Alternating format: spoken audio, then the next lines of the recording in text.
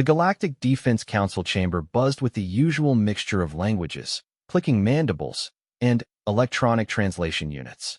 Representatives from dozens of species sat in their specially designed seats, each accommodating wildly different anatomies. The Zephyrians floated in their gravity-neutral pods, their translucent bodies shimmering like jellyfish.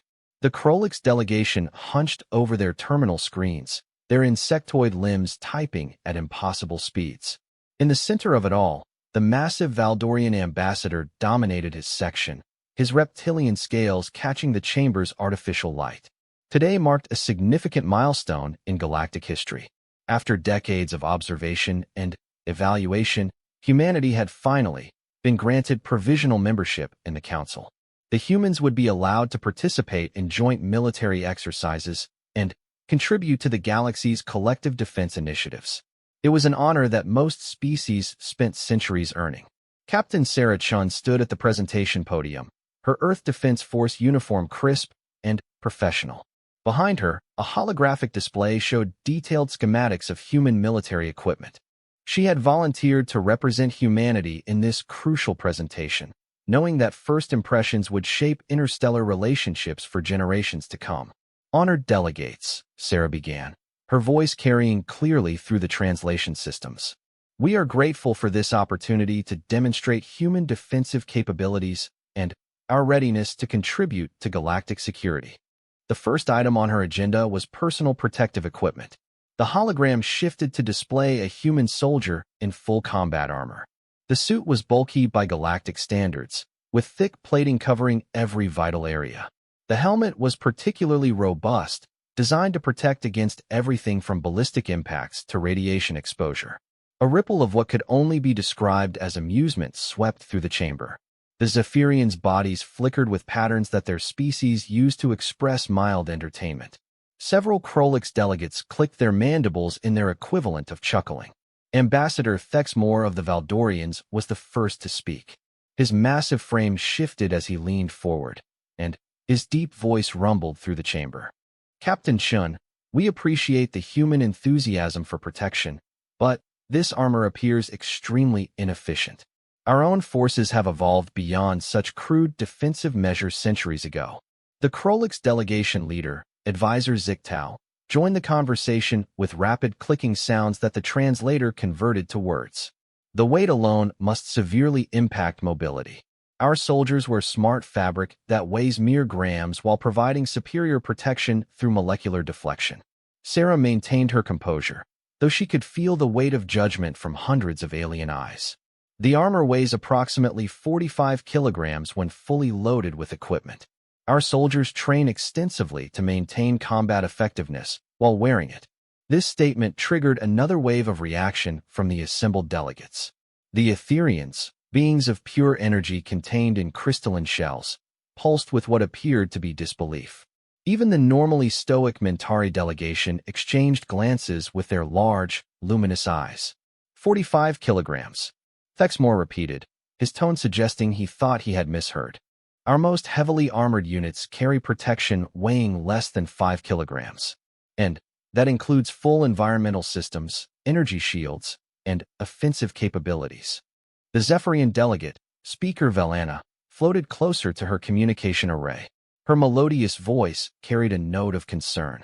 We must ask, Captain, whether humans have considered the metabolic cost of such equipment. Surely your soldiers exhaust themselves simply moving across a battlefield. Sarah activated another hologram showing human soldiers conducting training exercises. The images displayed troops running obstacle courses, engaging in combat scenarios, and operating for extended periods without apparent fatigue. Human physiology is adapted for endurance activities. We have evolved as persistence hunters, capable of maintaining activity levels for extended periods. Advisor Zichtal's mandibles clicked rapidly. Fascinating from an evolutionary perspective, but impractical for modern warfare. When facing directed energy weapons, particle beams, and molecular disruptors, physical armor is essentially decorative.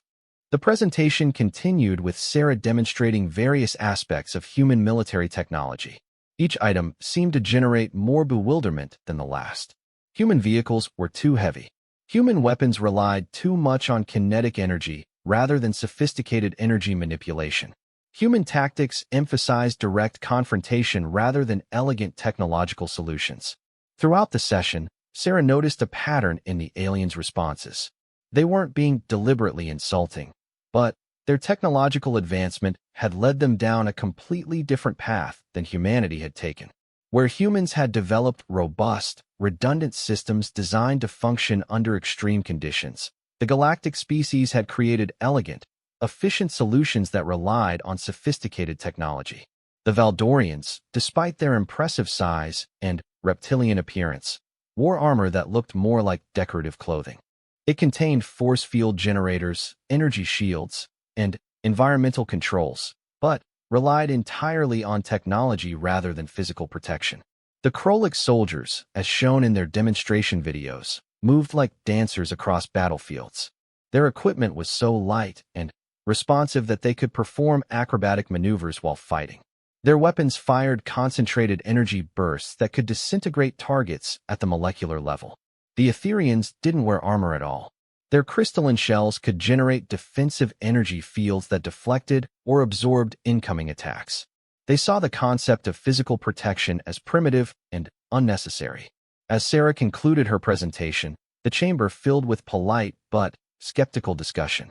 She could hear fragments of conversation as the translation systems worked overtime to convert dozens of languages simultaneously.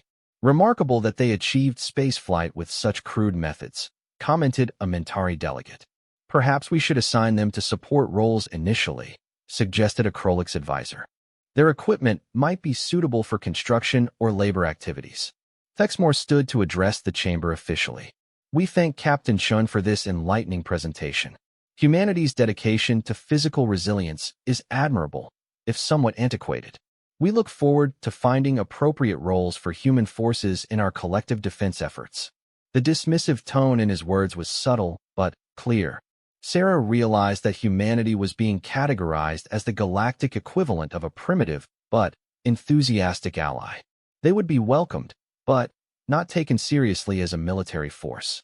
As the session concluded and delegates began filing out of the chamber, Sarah remained at the podium, reviewing her notes and considering the implications of what had just occurred.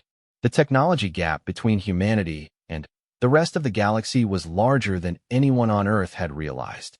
The Zephyrian delegate approached Sarah's position, floating gracefully in her gravity pod.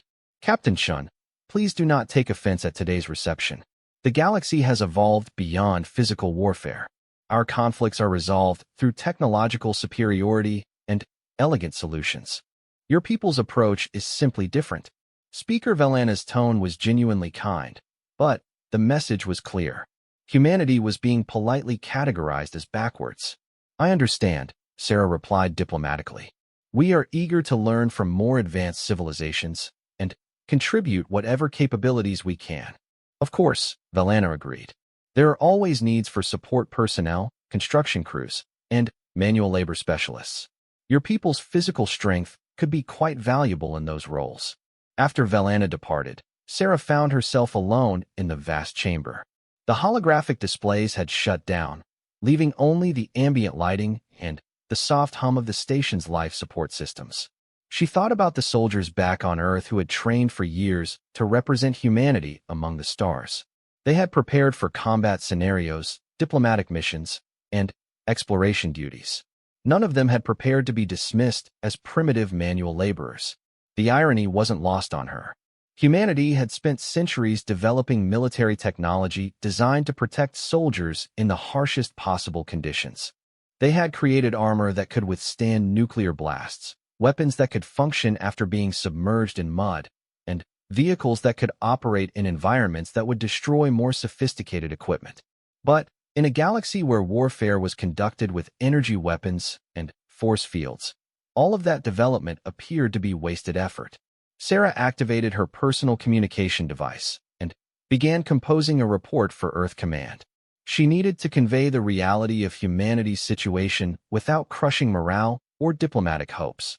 The galaxy was willing to accept humans as members, but only in subordinate roles. As she worked on her report, Sarah couldn't shake the feeling that the galactic species were missing something important about human military philosophy. The armor they had mocked wasn't just protection, it was a statement about human values. It said that every soldier's life was worth protecting, even at the cost of efficiency or elegance.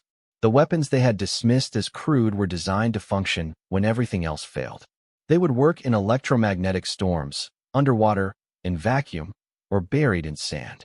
They were over-engineered precisely because humans understood that technology could fail at the worst possible moment. But trying to explain that concept to species that had never experienced technological failure might be impossible. The galactic civilizations had reached a level of technological sophistication where their equipment simply didn't break down. They had redundancy built into redundancy, with AI systems managing every possible variable. From their perspective, human equipment wasn't just primitive, it was paranoid. Sarah finished her report and prepared to leave the chamber.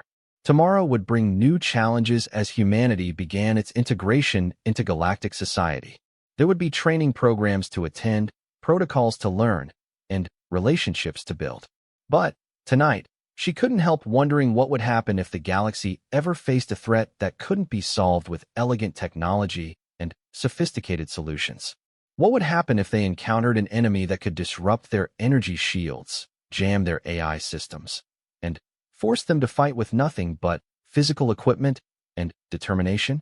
It was a sobering thought, and one that she hoped would never be tested. 6 months had passed since humanity's introduction to the Galactic Defense Council. Captain Sarah Chun now held the position of Human Liaison Officer, a role that primarily involved coordinating support activities and managing the integration of human personnel into various non-combat positions throughout the galaxy. The reality had been exactly what she expected after that first presentation. Human soldiers found themselves assigned to construction projects, mining operations, and maintenance duties. Their heavy equipment and robust engineering made them valuable for tasks that other species found beneath their technological capabilities or too physically demanding. Sarah stood in the observation deck of Station Kepler 7, watching human work crews assist in the construction of a new defensive platform.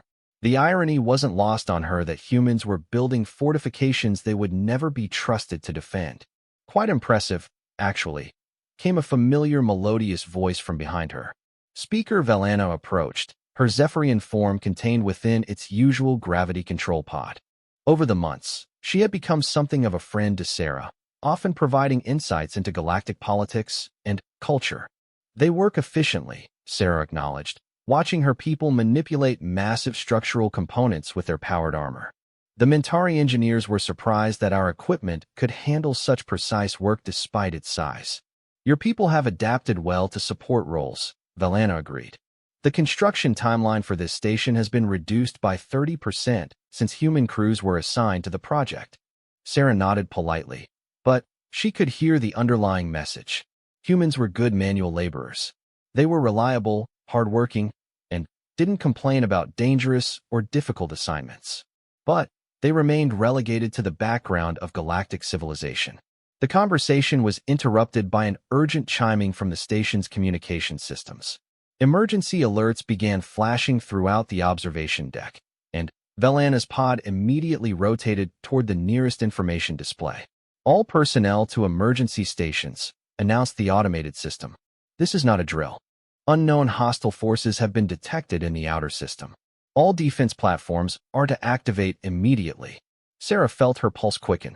This was the first major threat since humanity had joined the galactic community. She followed Velana to the Central Command Center, where representatives from multiple species were gathering to coordinate the response. The main display showed a tactical overview of the system. 3 unidentified ships had appeared near the edge of sensor range, their technology unlike anything in the galactic database. They were large, angular vessels that seemed to absorb sensor signals rather than reflect them clearly. Admiral Korthe K., the Valdorian military commander for this sector, was coordinating the response. His massive frame dominated the command platform as he issued orders to defensive units throughout the system. Analysis indicates unknown energy signatures, he announced to the assembled officers. Initial scans suggest advanced stealth capabilities and weapons systems of unfamiliar design. All defensive platforms are to maintain maximum alert status. The Krolyk's intelligence officer, Commander Zekrin, was working rapidly at multiple displays simultaneously. Her mandibles clicked constantly as she processed incoming data streams. Sir, the vessels are not responding to standard communication protocols. They appear to be conducting active scans of our defensive positions. Sarah watched the proceedings with growing unease. The galactic forces were following their standard protocols, which relied heavily on technological analysis and sophisticated sensor networks. They were trying to understand the threat before responding to it. Weapons charging detected, announced another technician. The unknown vessels are powering what appear to be directed energy systems. Admiral Korthike remained calm.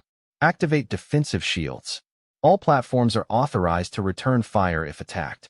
These systems have repelled every threat the galaxy has faced for over 2 centuries. The first attack came without warning. Brilliant beams of energy lanced across space, striking the nearest defensive platform. Sarah expected to see the familiar shimmer of energy shields deflecting the attack, but instead she watched in horror as the beams passed through the shields as if they weren't there. The platform simply ceased to exist. One moment, it was a sophisticated piece of galactic engineering. The next, it was expanding debris and dissipating energy. Shocked silence filled the command center. This wasn't supposed to be possible. Galactic shield technology had been perfected over millennia. Nothing could penetrate it without massive energy expenditure or specific frequency modulation. Impossible, Admiral Korthike muttered. Those shields should have deflected any directed energy weapon. The unknown vessels pressed their attack. Platform after platform vanished under their fire, each one lasting mere seconds once targeted. The sophisticated AI defense systems couldn't adapt fast enough to counter weapons that ignored every known principle of galactic warfare. Commander Zekrin's clicking became frantic. Sir, our weapons are having minimal effect. The hostile vessels appear to have some form of adaptive shielding. Our energy beams are being absorbed or deflected. Within 30 minutes, half of the system's defensive platforms had been destroyed. The unknown attackers moved with methodical precision, systematically eliminating each target before moving to the next. They showed no interest in communication or negotiation. All stations, prepare for evacuation protocols, Admiral Korthike commanded. We cannot defend against this technology with conventional methods. Sarah stepped forward. Admiral, with respect, we have human combat units stationed throughout the system. They could provide additional defensive capabilities. Korthike's reptilian features showed clear skepticism. Captain Shun, your people are equipped with kinetic weapons and physical armor. These attackers have demonstrated the ability to neutralize our most advanced technology. How could primitive equipment be effective? Sir, our weapons and defenses operate on completely different principles, Sarah explained quickly. These attackers have adapted to counter energy-based systems. They might not be prepared for ballistic weapons and physical shields. The Zephyrian speaker Velana floated closer to the discussion. Captain Shin raises an interesting point. These hostile forces appear to have evolved specifically to counter galactic technology. Human equipment might be unexpected. Before Admiral Korthike could respond, another wave of attacks struck the remaining platforms. The sophisticated defensive grid that had protected the galaxy for centuries was crumbling in real time. Whatever these attackers were, they represented a completely new class of threat. Very well, the Admiral finally conceded. Authorization granted. Deploy human forces as you see fit. At this point, any additional defensive capability is welcome. Sarah activated her command override and began issuing orders to human units throughout the system. Marines aboard transport vessels, construction crews on platforms, and maintenance teams on stations all received the same message: prepare for combat operations. The response was immediate and professional. Within minutes, human forces were redistributing throughout the system, taking defensive positions and preparing their equipment for battle. Their movements were slower than their galactic counterparts, but they exhibited a level of coordination and determination that impressed the alien observers. Sergeant Marcus Rodriguez found himself commanding a defensive position aboard Station Kepler 7. His unit had been assigned to maintenance duties, but They had trained for exactly this scenario during the long journey from Earth. As he checked his rifle and sealed his armor, he felt the familiar weight of human engineering designed to keep him alive. "Listen up," he told his squad over the comm system. "These bogies have been cutting through alien tech like it's paper. But they haven't seen anything like what we're carrying. Our guns don't use energy beams or fancy computers. They throw chunks of metal really, really fast." The unknown attackers were approaching the station. Through the observation ports, Rodriguez could see the angular shapes moving against the starfield. They were larger up close, and their surfaces seemed to shift and flow like liquid metal. "Target the largest vessel." Sarah's voice came through the command channel. "All human units are to engage simultaneously. Maximum firepower authorization granted." Rodriguez lined up his shot through his rifle's optical scope. The weapon was a marvel of human engineering, capable of firing armor-piercing rounds at hypersonic velocities. It had no electronic components that could be jammed, no energy systems that could be disrupted, and no sophisticated technology that could be turned against it. When the order came to fire, hundreds of human weapons opened up simultaneously across the system. Streams of bullets, missiles, and explosive projectiles converged on the attacking vessels. The kinetic projectiles struck with tremendous force, and, for the first time since the battle began, the alien attackers showed signs of damage. The lead vessel's smooth surface began to buckle and crack where the bullet struck. Its graceful movement became erratic as internal systems were damaged by the physical impacts. Whatever adaptive technology it used to counter energy weapons was useless against simple, brutal kinetic force. "Direct hits confirmed," Rodriguez reported as his squad continued firing. "The target is taking damage. These things aren't expecting old-fashioned bullets." Throughout the system, human forces were discovering that their primitive technology was uniquely effective against the mysterious attackers. The aliens' sophisticated counters for energy weapons provided no defense against accelerated chunks of metal and explosive warheads. The largest attacker attempted to target Station Kepler 7 with its energy weapon, but Rodriguez's squad had anticipated this. They had positioned themselves behind physical barriers made of steel and ceramic, materials that the energy beam couldn't simply pass through like it had the sophisticated shields. The beam struck the barrier with tremendous force, but instead of disintegrating the protection, it heated and stressed the materials. The human-built fortifications held, providing protection while the squad continued their counterattack. "Multiple hits on the primary target," Sarah reported from the command center. "The vessel is showing significant structural damage. All human units, continue engaging." The battle continued for another hour, but the momentum had clearly shifted. The unknown attackers found themselves facing an enemy they couldn't counter with their advanced technology. Human weapons were too simple to jam, human armor was too solid to bypass, and human tactics were too straightforward to outmaneuver. One by one, the attacking vessels began to withdraw. Their sophisticated stealth systems couldn't hide the damage they had sustained, and their adaptive countermeasures were useless against an enemy that relied on basic physics rather than advanced technology. As the final attacker disappeared into hyperspace, the system fell silent except for damage reports and casualty assessments. The galactic forces had been devastated, but the human units reported minimal losses. Their heavy armor had protected them from energy weapons, and their robust equipment had continued functioning throughout the engagement. Admiral Korthake stood in the command center, staring at the tactical display that showed the aftermath of the battle. Around him, his officers were struggling to process what had just occurred. Their technological superiority had been rendered useless by an enemy they couldn't understand, but human forces with primitive equipment had successfully driven off the attackers. "Captain Chun," he said slowly, "it appears we may have underestimated the value of human military capabilities." The emergency session of the Galactic Defense Council convened 3 days after what was already being called the Kepler incident.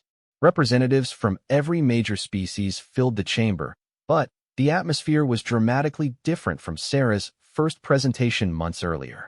The casual confidence that had characterized galactic civilization for centuries had been replaced by urgent concern and careful attention. Admiral Korthake stood at the central podium, his massive Valdorian frame somehow appearing less imposing than usual. The after-action reports from the battle made for sobering reading, and the implications were staggering for every species present. The attack force consisted of 3 vessels of unknown origin and design, he began, his deep voice carrying clearly through the chamber's translation systems. Their technology demonstrated the ability to completely bypass our energy-based defensive systems while absorbing or deflecting our standard weapons with minimal apparent damage. The holographic display showed tactical recordings from the battle. Platform after platform simply vanished as the energy beams passed through shields that had protected the galaxy for over 2 millennia. The assembled delegates watched in silence as their most sophisticated technology proved useless against the mysterious attackers. Our losses would have been total, Admiral Korthake continued, if not for the intervention of human forces using kinetic weapons and physical defensive barriers. This statement generated a very different reaction than Sarah's presentation months earlier. Instead of amused dismissal, the chamber filled with intense discussion and careful analysis.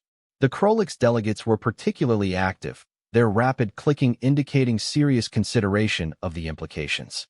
Speaker Velana raised a question that many were thinking.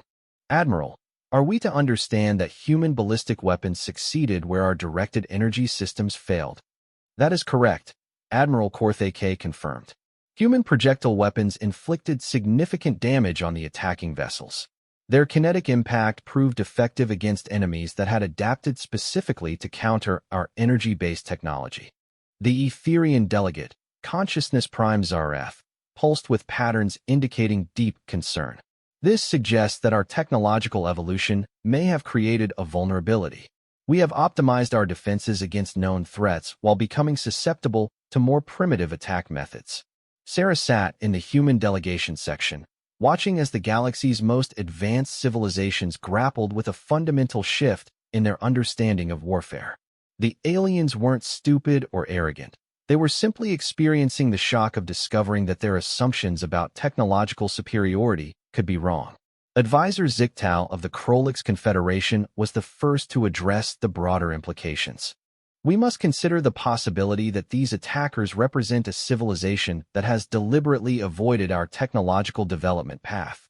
They may have encountered our weapons before and developed specific countermeasures. More concerning, added a Mentari representative, is the possibility that there are other threats in the galaxy that we are not prepared to face. Our defensive strategies assume that all advanced civilizations will develop along similar technological lines. Admiral Korthake gestured for attention. I have asked Captain Chen to provide a detailed analysis of human defensive capabilities and how they might be integrated into our existing systems. Sarah stood and walked to the podium, feeling the weight of hundreds of alien eyes upon her. 6 months ago, she had been politely dismissed as primitive. Today, she might be presenting the key to galactic survival. Honored delegates, she began. The effectiveness of human weapons against these attackers stems from fundamental differences in our technological philosophy. While galactic civilization has optimized for efficiency and elegance, humanity has prioritized redundancy and reliability. The holographic display shifted to show detailed breakdowns of human military equipment. But, this time, the presentation emphasized features that had been dismissed as crude during her first appearance.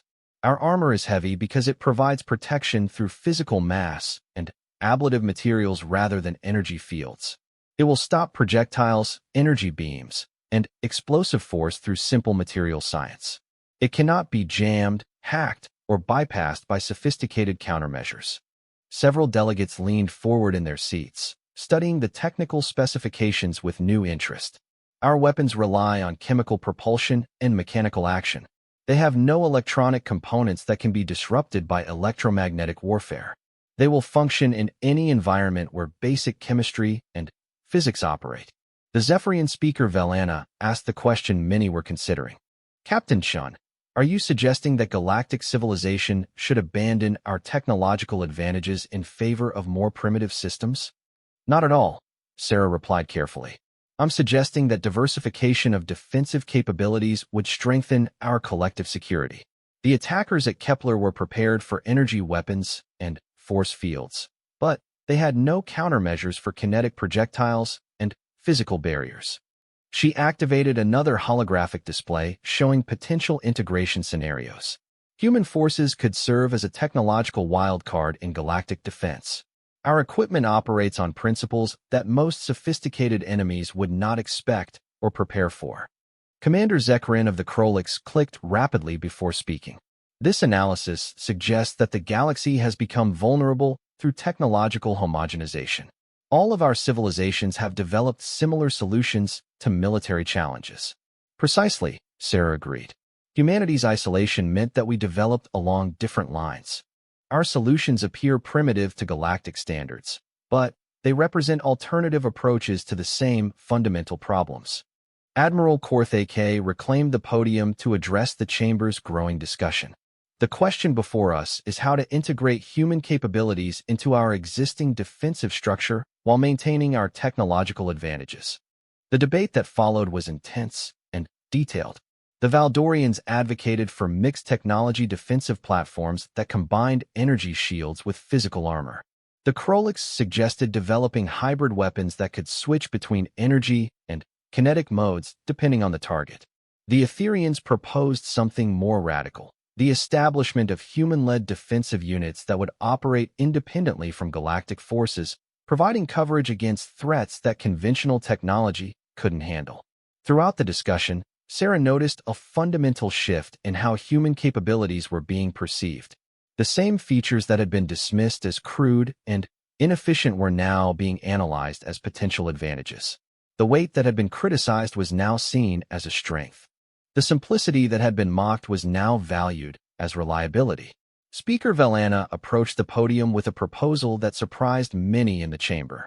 I move that humanity be granted full military membership in the Galactic Defense Council, with authorization to establish independent defensive units using their specialized equipment and tactics. The motion generated significant support from species that had previously dismissed human capabilities. The Kepler incident had demonstrated that technological superiority was not always an advantage, and that diversity of approaches could be crucial for collective security. Admiral Korthe K. called for a formal vote, all in favor of granting humanity full military status and authorization for independent defensive operations. The result was overwhelming. Every major species voted in favor, with only minor delegations abstaining. Humanity went from being relegated to support roles to being recognized as a crucial component of galactic defense in a single vote. After the session concluded, Sarah found herself surrounded by alien officers eager to discuss integration possibilities and joint training programs. The Valdorians wanted to study human armor design. The Krolix were interested in kinetic weapons technology. Even the Etherians were curious about physical defensive strategies. Captain Chun, Admiral Korthe K. approached her after most of the crowd had dispersed. I owe you an apology. My species prides itself on military expertise, but we failed to recognize the value of alternative approaches to warfare. No apology necessary, Admiral, Sarah replied diplomatically. Until the attack at Kepler, there was no reason to question galactic defensive doctrine. It had worked perfectly for centuries. That is precisely the problem, he admitted. Success bred complacency. We assumed that our technological development represented the only viable path for advanced civilizations. Speaker Velana joined the conversation, her Zephyrian form gliding gracefully in its gravity pod. The attack has forced us to reconsider many assumptions about warfare and defense. Your people's approach offers perspectives we had not considered. The real question, Sarah said thoughtfully, is whether those attackers represent a unique threat or the first of many enemies who have developed specifically to counter galactic technology. It was a sobering thought. The Kepler incident might have been an isolated encounter with an unusual enemy, or it could have been the opening engagement of a much larger conflict. Either way, the galaxy was no longer confident in its technological invincibility. Over the following weeks, human forces were redistributed throughout galactic space as rapid response units. Their equipment, once dismissed as primitive, was now being studied and replicated by alien engineers. The principles of redundancy and reliability that characterized human engineering were being integrated into new defensive designs. Sarah found herself promoted to admiral and given command of the 1st Joint Human-Alien Defensive Force. Her units combined the best of both approaches: sophisticated alien technology for detection and analysis, backed by robust human weapons, and armor for situations where elegance wasn't enough. The transformation was remarkable to witness. Human soldiers who had been relegated to construction and maintenance roles 6 months earlier were now training elite alien forces in kinetic combat and physical defense techniques. The galaxy's most advanced civilizations were learning from humanity's supposedly primitive approaches to warfare. But perhaps the most significant change was philosophical. The galactic community had rediscovered the value of diversity in technological development. Different approaches to the same problems created resilience against unexpected threats. The unknown attackers from the Kepler incident never returned, at least not during Sarah's tour of duty. But their impact on galactic civilization was permanent. They had shattered the assumption of technological superiority and forced the galaxy to confront the reality that advancement could sometimes mean vulnerability. Sarah stood on the observation deck of her new command ship, watching human and alien crews work together to install hybrid defensive systems. The armor that had been mocked as too heavy now protected vital systems throughout the galaxy.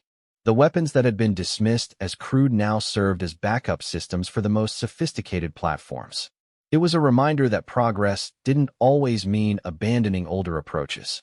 Sometimes, the most advanced solution was to combine the new with the old, the sophisticated with the simple, the elegant with the robust.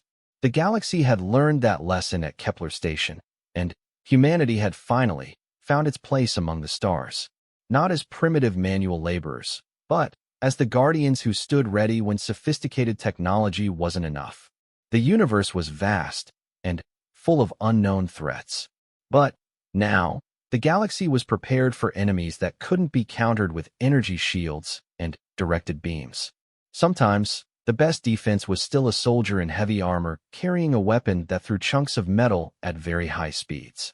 It was a lesson that the galaxy would not forget, and one that would serve them well in the challenges to come.